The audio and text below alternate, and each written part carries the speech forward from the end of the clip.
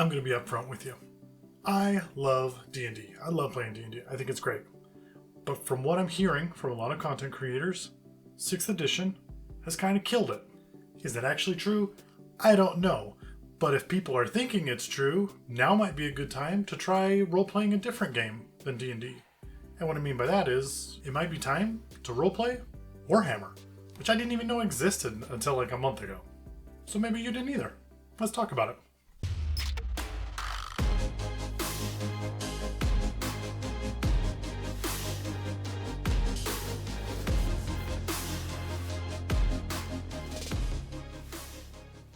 First thing I want to say to just get out of the way is D&D 5th edition is amazing. If you want to play that for the rest of your life, you could. And you could do it happily, and it's amazing. And I don't really see the need for a new edition, but I know some people really do. So for those of you who are giving 6th edition the old stink eye, it might be a good time to check out Wrath and Glory. So today I'm just going to be talking about the starter set. I have the core rulebook, which is back there on the shelf, and it goes into a lot more detail. But for people who want to get into this and want to start on this, I think the starter box is amazing value. It's high quality stuff inside, and it's what we're going to talk about today. Okay, it's made by Cubicle 7, and you can buy it for $40. Okay, and you might be thinking, for $40, what does that come with? Well, let's talk about it, because there are some good things about this game and there are some bad things about this game, and I kind of want to talk about them both just so you kind of know what's out there and if it's even something you want to put your time into. Okay, so let's start off with the good. Okay, the quality of this is amazing, and what I mean by that is when you get this box, it comes with all the dice that you need to play the game. It comes with tokens for the game, you know, for status effects, different things like that. Okay, but it also comes with character sheets for pre-made characters, and these things are awesome. They open up, you can read them, the stats, everything are in there. They're really cool. They're obviously they're paper, full-on character artwork on the back. These are awesome. Okay, and on top of that, it comes with a starter adventure. Okay, which is if you're the DM, how to do an adventure start to finish, one whole adventure with bad guys along the way, with backstories for each of your characters, for introductions for you to do as a game master. Like it's what I love to see when it comes to role playing, because it's like, we're going to hold your hand. We're going to hold your hand for this first one, but after this, you're on your own. But it gives you a great glimpse of like what to do, how to do it, and just kind of how to pull in the characters. Now, I said it's got pre-made characters. That original story, you can use your own characters, but it has the backstories, flashbacks, things like that for the characters that they've created. And so it just works like really, really well. So if you're anything like me, when I did D&D, I did the starter mission to the Phandalin Mines or whatever it is.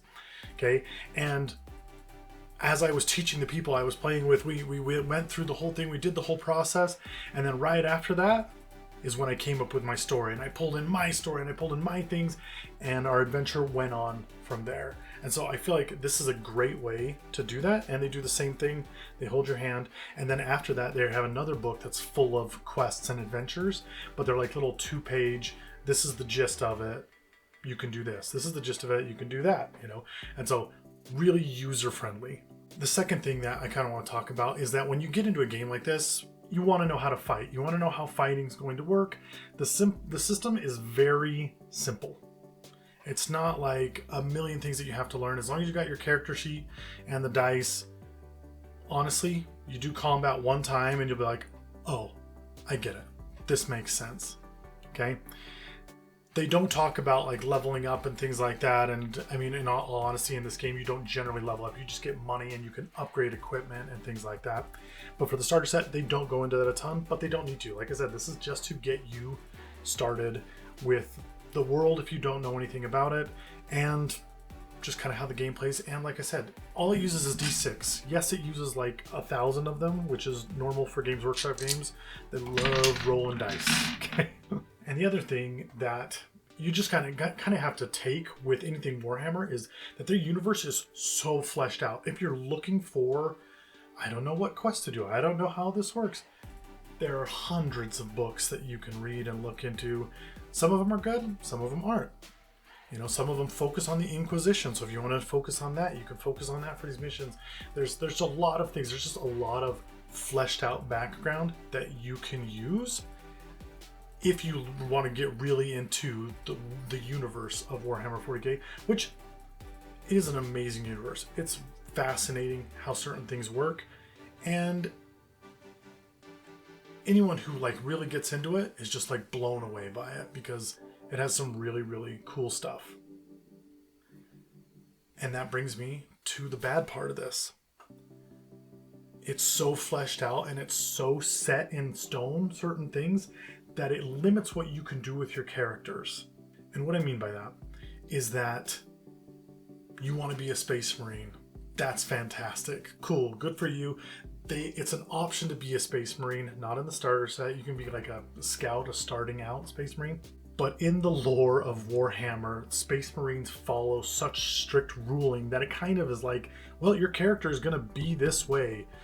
You want to save aliens? Nope, not going to happen. You want to do this? No. You're a space racist. Like it's what you are. Good luck, have fun, you know? And so the role-playing side of this is very strange to me because you're stepping into the feet of characters that are so set up.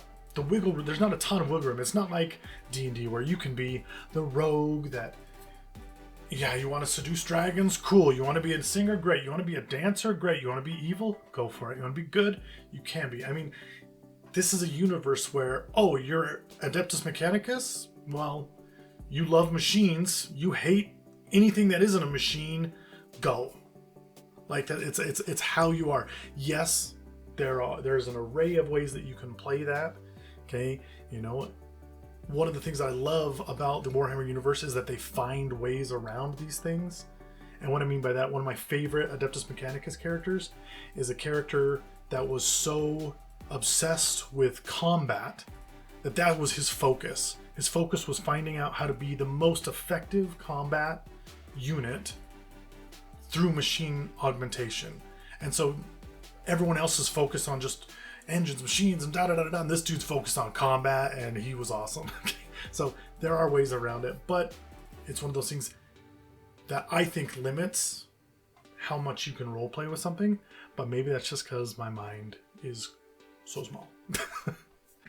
And back to what I was saying before, one of the things I love about D&D is, oh, you want to attack? Well, here, roll this 1 dice, add your stuff to it. Whereas with this game, it's, oh, add these 6 dice. You can add 2 more dice to that. And depending on what you get, you do 3 damage, you know?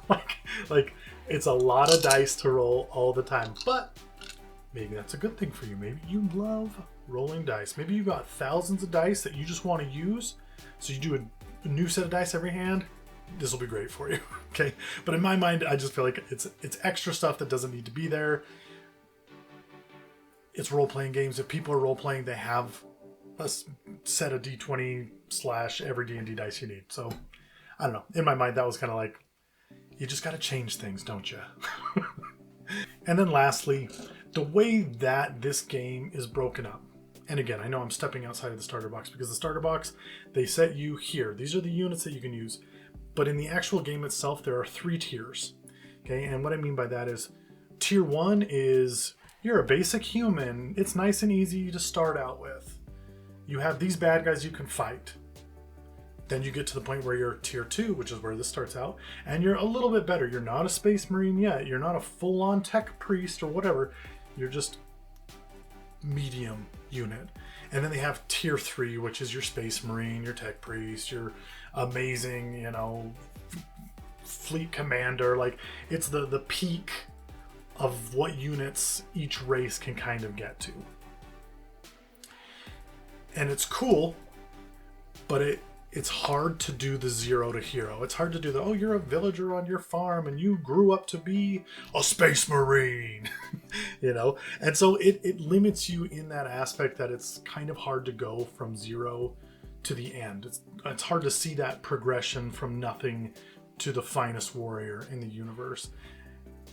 Is it possible? Yes, of course it is. And they've gone out of their way to make it possible, but it just doesn't, in my mind, flow as easily as I would hope it would. But honestly, those are nitpicky things. I mean, this is a good game that you could sit down and you can play, and you want to go fight some Xenos, you can go fight some Xenos. If you want to protect a planet, protect a planet. You know, they go into the different ships that are in the fleet because you're part of this. You're part of a rogue trader's fleet, which is the only way that this all works, because in a normal situation, none of these people would be together, you know, but it allows you to bring in Eldari units, the elves of space, you know, it allows you to branch out further than you would be able to in a normal Warhammer setting. Okay. And it's really cool. Like I said, it's super fleshed out. It's super, they give you a lot of missions. It's set up to be one of those, okay, you return to your spaceship and then you go do this, and you go do this, and you go do this, which, I mean, ultimately, I feel like most D&D campaigns go that way anyway, and you can take it off the rails and you can do whatever you want with it. So it's just as open to do that as you want to, but it's kind of set up to run that way. It's up to your game master to take it in a different direction if that's what you want to do, which is possible. So do it. Okay? But in all honesty, it's fun. It's easy to get into. The starter set makes it so easy. I mean, you can invite some friends over and just be like, here, this is your person. Go, go, go. You know, pick, read this tiny little bit of backstory, and then we're going to launch into the game. And it's something that, you know, that first campaign, yeah, it'll take hours to get through or whatnot, but it'll be fun. It'll be a learning experience. And when you're done, you'll be ready to keep going. So in my mind, if you're looking for something new, if you're looking for something different, this has got fun written all over it, and it's worth a shot. It's worth a try. Okay, do I know a lot about expansions and different things like that? No, I don't. But I'm one of those people that when I play a D&D campaign, I would rather make up my own stuff anyway. And as long as you have the bones, which is what this is, you can do that. So if you're okay with starting off with the bones and then going your own way, this is fantastic. It's a great way to start. And like I said, there's other adventures, other things you can do. You can follow their roadmap. You can railroad your players. You can do whatever you want. Okay, but it's a good place to start out. And it seems like they put a lot of thought and work into it. It's at least worth trying. So thanks for sticking around while I kind of rambled on about this. I really do think it's fun and worth playing. And guess what? They also got one for Age of Sigmar.